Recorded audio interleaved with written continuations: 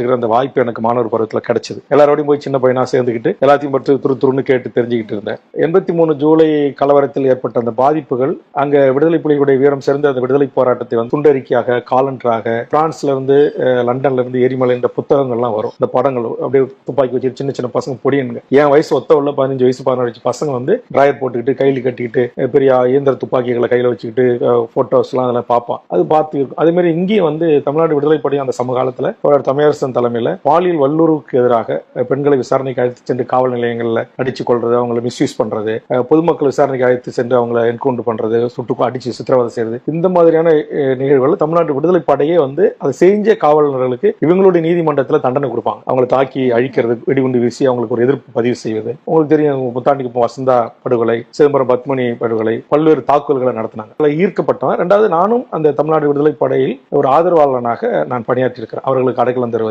அவர்களுக்கு பாதுகாப்பது, அப்புறம் ஒரு கட்டத்துக்கு பிறகு அவர்களுக்கான வழக்குகளை பார்ப்பது, அப்படியெல்லாம் நான் அதில் பணியாற்றி இருக்கிறேன். ஒரு சில காலம் நானும் அந்த தமிழ்நாடு விடுதலை படையில் ஒருவனாக இருந்து சில தாக்குதல் நடவடிக்கைகளிலும் நான் ஈடுபட்டு இருக்கிறேன். அது மறைமுகமாக ஏதோ ஒரு விதத்துல சின்ன வயசுல அதில் நான் வந்து என்னை வந்து முழுமையாக அர்ப்பணித்துக் கொண்டேன்.